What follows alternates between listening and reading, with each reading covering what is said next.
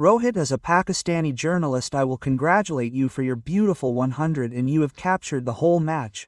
Really, we are very happy that we have seen today a beautiful innings. Thank you. I will ask about you for Pakistan. Pakistan team is under crisis for a long time. As a colleague, what would you suggest to Pakistan batsmen, how they can come out of this crisis? If I become the coach of Pakistan, then I will definitely tell you right now. What will I tell you right now?